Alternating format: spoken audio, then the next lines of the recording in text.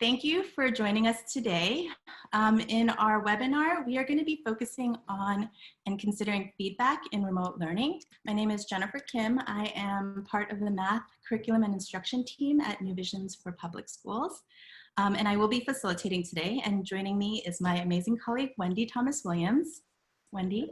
Hello, everyone. How are you? I hope you had a wonderful Memorial Day weekend and were able to get a little bit of rest and respite, as well as celebrate some of our heroes fallen and still with us. If there are any technical questions that you have, please feel free to reach out to Wendy privately. All right, so here is our agenda for today. We are in the introduction and framing portion of our time. There will be opportunities to experience giving some feedback in a remote context, exploring formats for providing feedback, and then exchanging ideas. So during our breakout sessions, you'll have the opportunity to explore and exchange ideas with colleagues, and then we'll close our session today. Our goals during this time, again, is to consider what it might mean to provide formative feedback, so the teacher to student during remote learning, but it also is secondary that we want to engage in virtual tools to feel a little bit more comfortable. We know that in the upcoming school year, there will likely be continued use of some of these remote learning platforms, so we wanted to give an opportunity and a safe space to just engage in them. So we are going to start with a React microroutine. I'm going to give 30 seconds for the group to react to an image. So you want to think about "this reminds me of." And then we'll have 2 minutes to share your reaction in the live chat, read through what others have written, and be ready to explain your reaction with the group. So 30 seconds, you're thinking about "this image reminds me of," and I'm going to set 30 seconds on the clock. Here's the image. So you're just thinking about this.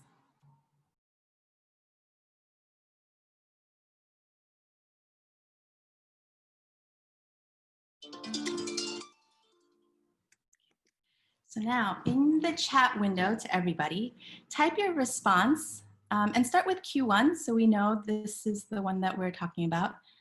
And then read through what others have written and just be ready to explain your reaction with the group. I had this reaction because.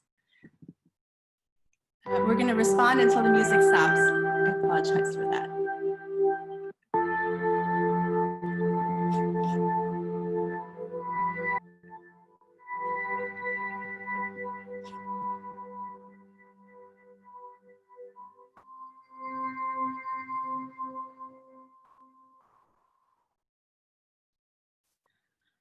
All right, so Sarah, would you mind unmuting and sharing your reaction? This reminds me of a journey. I had this reaction because. Okay, I had this reaction because of the first part where it said, where am I going, the goals, how am I going, and where am I going to next? Mm-hmm. It made me think of, you know, like when we backwards plan and everything, we have a destination in mind for our students, but it could be a destination in, you know, a lot of senses. And then we always need to review, like, you know, how are we getting there? What is the most effective method to get wherever we're going? If it's traveling, you know, it could be a car or a plane. And then what's next? So that portion really reminded me of, like, literally laying out the journey that our kids go through as they learn. Yeah, that's awesome. Thanks for sharing, Sarah. There definitely is a journey in the learning process, so it kind of maps that out nicely. Awesome. Can I also have Farzaletta? I hope I pronounced your name right, but if not, please correct me. Can you share your response? Hello. Yes. Hi, my name is Farzaletta. I feel that teaching is a collection of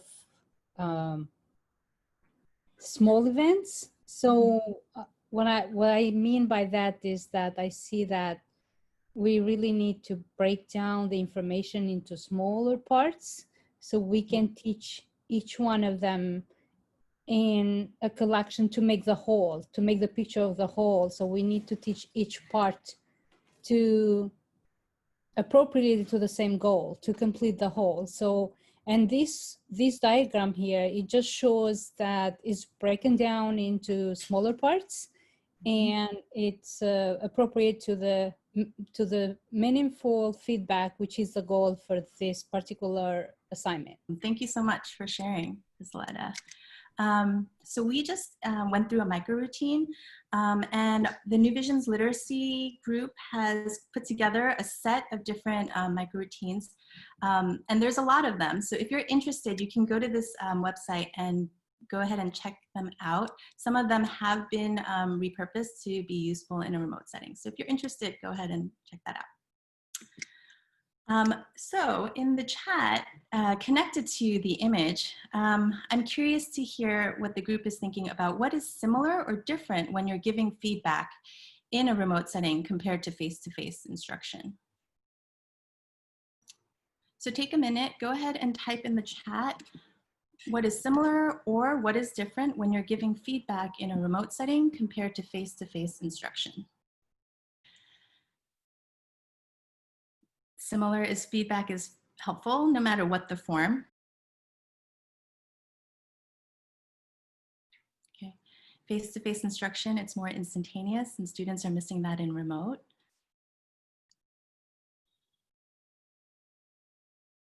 Great, feedback doesn't always happen in the moment in online instruction. The human-human interaction that is missing in remote, yes. Yeah, so continue to type in the chat. I think all the responses are great. I mean, the main difference that we're seeing is that there isn't that humanness in the remote setting, but also that it might not feel as personal in that sense. But what is similar is that feedback is important and it is meaningful. So we want to be able to do that. All right.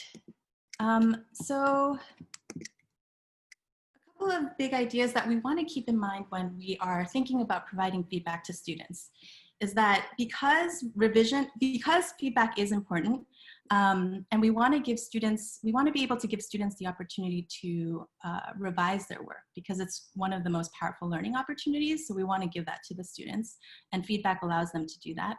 And it also communicates to students that there is an audience, so us as teachers, who care about the work that they're producing and want to move that forward.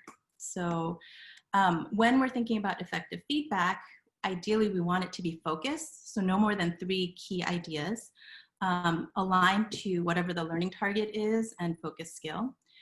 We want it to be positive because we want to affirm the things that students are doing well, as well in addition to being constructive, critical. And we're doing this not just to simply praise or criticize, but we want to supply students with information about what they are doing. It should be in student-friendly language and it should be actionable. So students should have a clear sense of what they need to do in order to improve their learning. So a look back at the image. So this is an expanded image of what we were looking at earlier. It's a model for effective feedback by Hattie and Timberley. And they talk about the purpose of feedback being taking students from where they are to where we want them to go, so a desired goal. So we were talking about the journey, and then also a collection of parts that make up the whole. And so we want to be able to benchmark some of that and move students along that path. So effective feedback essentially answers the questions of where am I going? So what are the learning targets? How am I going? What is it that I'm doing now that I need to think about in connection to where I want to go? And then where to next? So what are my specific next steps? And that each of these questions work at 4 levels. So most feedback actually that they found is at the task level. So about 90% of feedback teachers give students information about their performance. So this is helpful for students as they're thinking about where they are within a specific task or a project, but it doesn't always help students to generalize what needs to be improved. The process level, on the other hand, actually is considered to be the most effective because it allows students to reflect on their own learning. It supports their ability to detect errors because it allows them to consider how to get the information that they have and connect it to related tasks. So it encourages meaning making. Self-regulation also encourages meaning making and is reflective.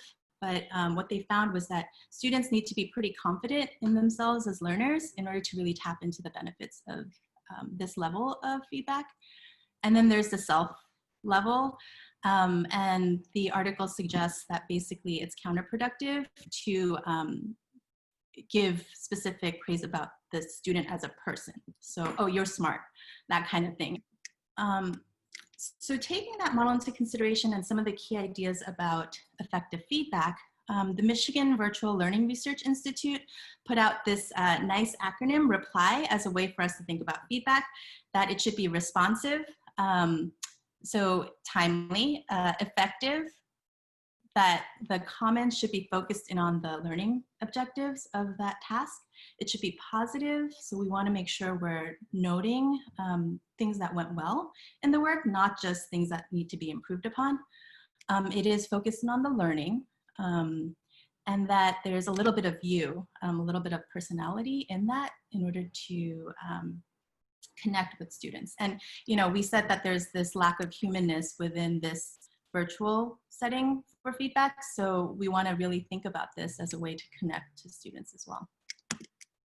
So we're gonna dive into the experience and do a little bit of feedbacking and thinking about the framework that we talked about.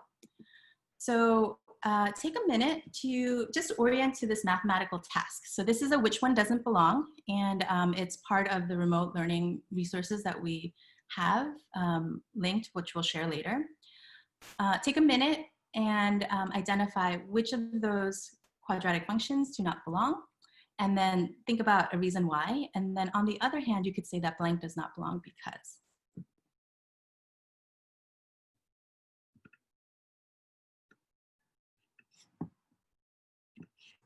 So task number 2, we're gonna identify the feedback. So consider the sample student response here, student B, and think about what is your goal in providing feedback on this task, and then what feedback might you give this student?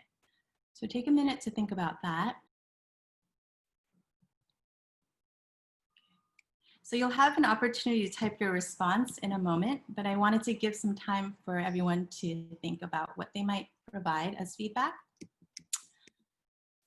So here, Wendy's gonna share a link to a collaborative response document. And what you're gonna do is, based on what you thought about for feedback and your goal for the feedback, you'll identify from a list which feedback you agree with and type across the table. So basically, when you click on the link that Wendy's gonna send, you'll open up a document that looks like this. It's a Google Doc.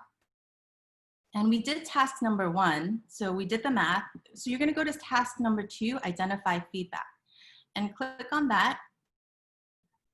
And that was the slide. And you're basically going to pick a row and type your response across the row. And you can use the feedback examples here. So there's 5 options where teachers have given this feedback. You can select one that you agree with, or you can type your own if it's not in that list. So that was a little time to identify feedback. So you can finish typing your thought, but we're gonna move on to the next part, which is task 3, is providing feedback using a checklist. So below is a feedback checklist. Consider the questions about how might your feedback change, and what does the goal seem to be when using a checklist like this. So if you scroll down past the table, you can keep scrolling, or you can just click on go to task number 3. and type your responses in the table. Again, feel free to also respond to other people's responses by inserting a comment if you'd like. Okay, some of you are saying that the checklist makes things a little bit clearer for students to see what they're expected of. Great. So we have some people saying that their feedback would change, some people saying that their feedback won't change. So continue to type. So I'm seeing that a lot of folks think that the goals of this checklist is to support students with using key terms, being a little bit more targeted in the feedback.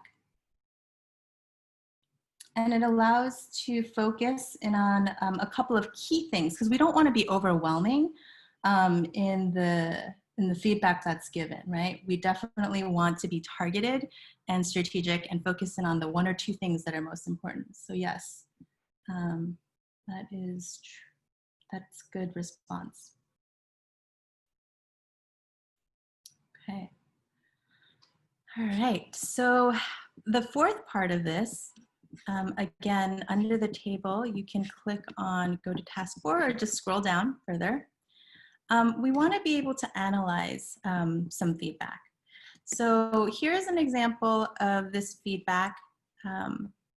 Go ahead and type, what do you notice about the feedback? What do you wonder?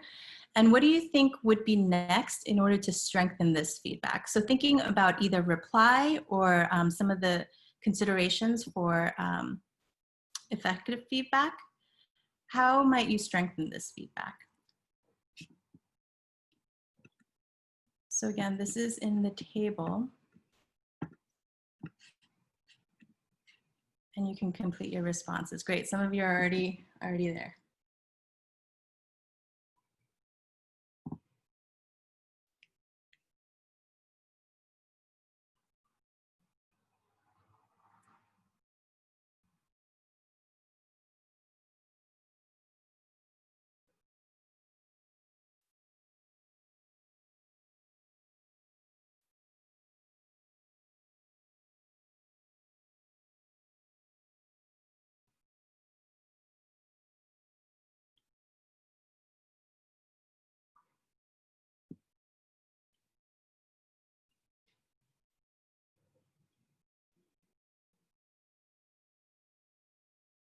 Awesome. Some of you are finding that the checklist is a great way to give feedback, that it's specific and positive. Positive is coming up. That's great.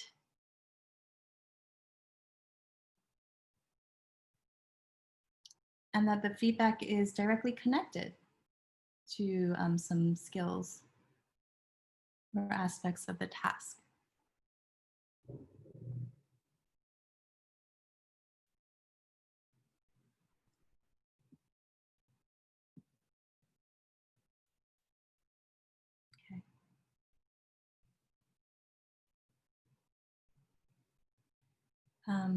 Someone is wondering how students can use that to self-assess each other or do peer-to-peer assessment. Definitely is a great use of this.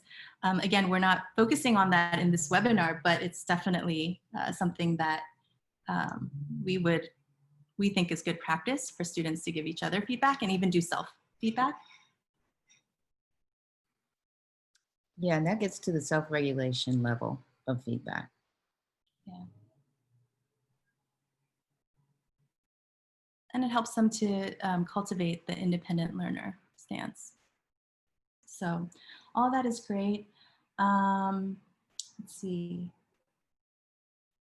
We do wonder sometimes whether, like, how students will capitalize on feedback. And so that's something we want to continue to support students in by checking in with them and giving them opportunities to revise. So this is the whole revision process as a forum for learning. Will students revise and resubmit? So is there a time frame for that? Yes, so that could be something that can take the feedback to the next level. So maybe we can be more targeted around when we want the revisions to be due.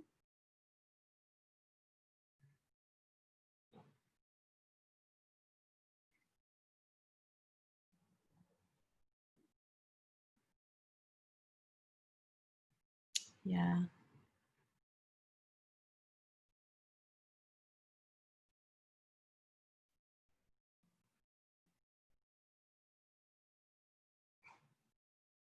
Okay. So we have some initial thoughts about that. We definitely want to be a little bit more specific about when students can revise, how they can revise. And then also, we can include some specificity around what students did great. So you did great here is a general comment, and then we can be more specific about. So things like that we can include. Again, if you want to finish typing your thought, please do so. But we are going to go into ways in which we can provide feedback. So there are different formats that we can use. And so here's a list of them, which you can come back to. There are some links for like a checklist or how to use comment codes. So you can feel free to access that in the exploration. And then there are different methods for asynchronous feedback. So this is, again, a summary of what the slides following will demonstrate. Here are some examples of technology that can be used for, depending on your community's capacity of low tech, modest tech, or high tech.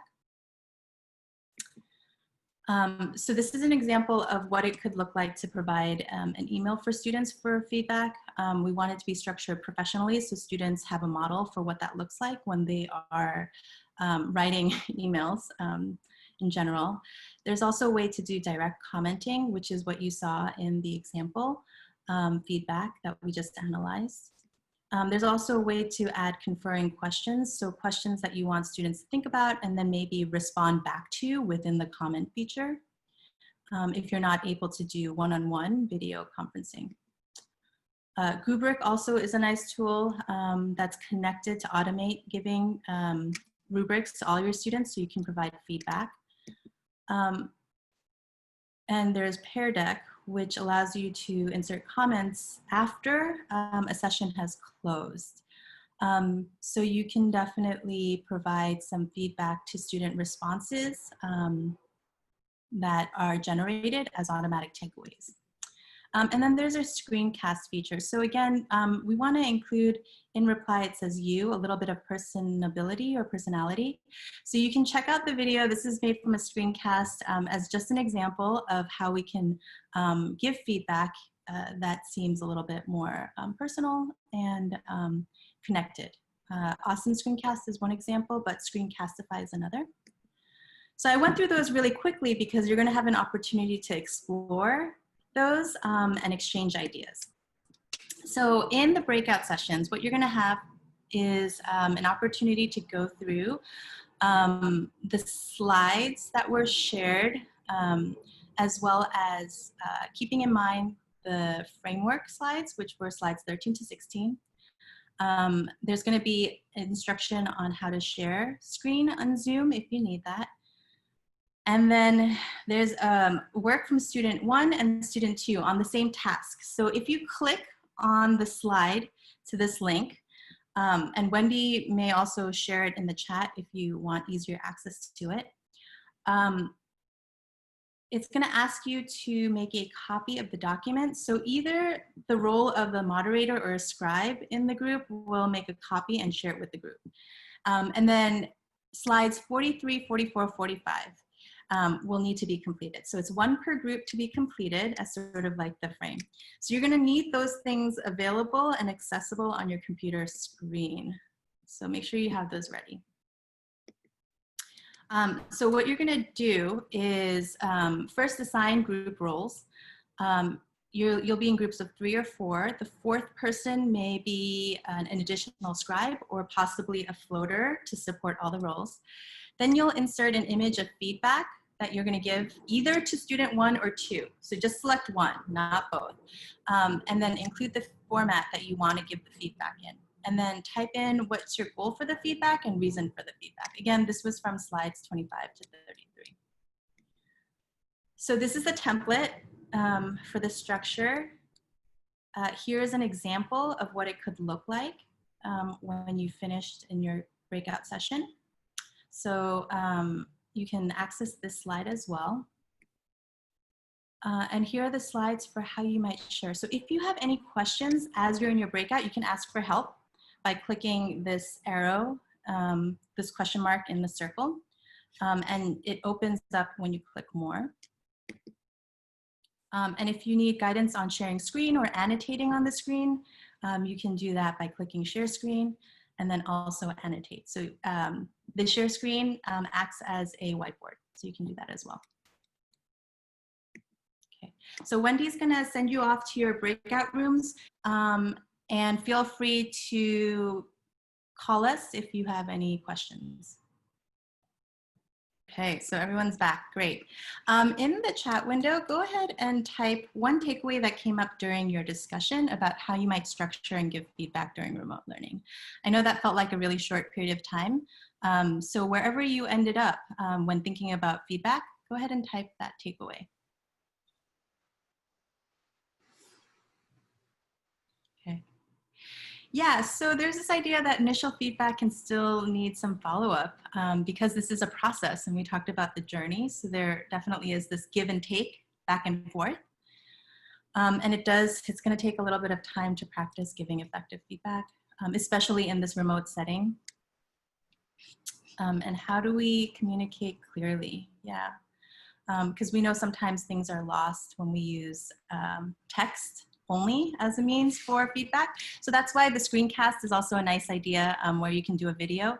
As much as we like seeing our students sometimes when they pop in, or the teachers that we work with, it's nice for them to also see our image as well. So screencast is a nice way and free way to go. Awesome, please keep typing your takeaways. But I wanted to just add a couple of things. So when we provide feedback, we want to make sure, in order to fit all these things in, we want to focus in on the key things. So one or two key things, make it brief and timely. So these are things that we want to consider, and also get some feedback from students. What is it that's actually helping them and how are they learning best? And that may inform the way we give feedback to our students. So things to keep that in mind. Some things to do and don't when it comes to feedback. And we talked about a lot of these things already, but we do want to make sure that we are being targeted when we give feedback, and that we distinguish also when there's a need for feedback versus instruction. And we are talking about process, so kind of keeping that in mind, and timeliness. So you can definitely take a look at that. We will stick around for Q&A if you want to ask us some questions, but in the interest of time, I'm just going to close up. Our next math webinars you can find on the support calendar in the remote.newvisions.org site. So stay tuned for, in a couple of weeks, we'll have a couple more webinars coming up. The resources from today were pulled from the New Visions curriculum, so if you're interested, take a look. And Wendy's going to send the link to the feedback form, so please give us feedback on this session, both so we can improve it for next time, but also if you want to earn CTLE credits, we're just going to need that as a completion of attendance. So Wendy will send the feedback, or you can click on the link in the slide. There's information about how to get the CTLE certificate here, so you can access that. And also just a quick plug, New Visions is hiring. So if you know any qualified candidates or you're interested, please go ahead and check it out at newvisions.org. And again, we can stick around for some questions. If you have any, you can unmute yourself and ask. Otherwise, thank you so much for your time today.